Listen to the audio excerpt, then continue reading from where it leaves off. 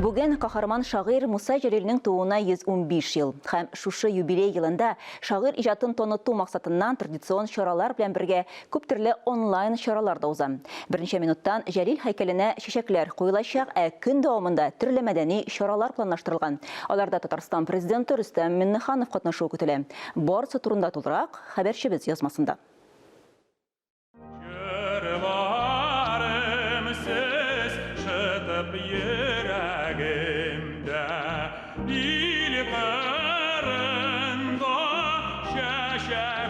Siz үлсәгез, мин дә онытылырмын, яшәсәгез, мин дә яшәрмен. Юк, үлмәде һәм мәңге үлемсез ул Жәлил. Һәр шигъре туган иленә үлемсез җыр булып кайтты. Исемен бөтен дөнья халкы горурлык белән искә ала. Илнең азатлыгы өчен көрәшкән курку белмәс яугирдә, үлемне ирләрчә каршылаган каһарман да ул. Бүген бөтен дөнья бөек Жәлилне искә ала. Герой шагыйрьнең тиңдәшсез иҗатын һәм герой көрәшен берничә җөмлә белән генә бәйләп бетерү мөмкин булмас иде. Жәлилчеләрнең яшерен оешма төзеп, фашизмга каршы алып барган көрәше, каһарманлыклары турында дистәләрчә китаплар, романнар, повестьлар, драма әсәрләре, поэмалар язылган, кинофильмнар төшерелгән. Жәлил һәм аның көрәштәшләре ахыргы сулышларына кадәр ватанга тугрылык саклап, фашизмга каршы көрәштә тиңдәшсез рухи ныклык, батырлык үрнәге күрсәтте.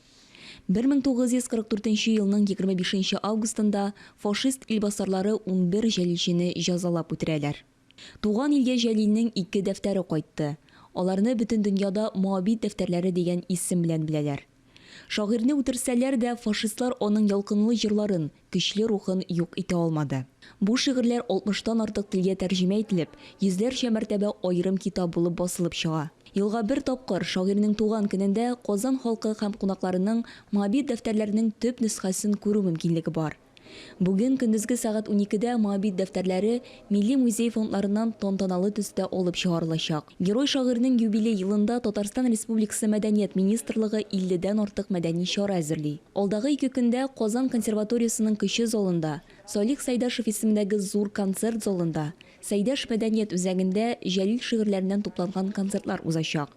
Шулай ук бүген Муса Жәлил исемендәге республика премия лауреатларының да исемнәре билгеләнәчәк. Бүген Татарстан радиосында, шулай ук Татарстан авазы интернет радиосында каһарман шагыйрь Муса Жәлил атналыгы башланды.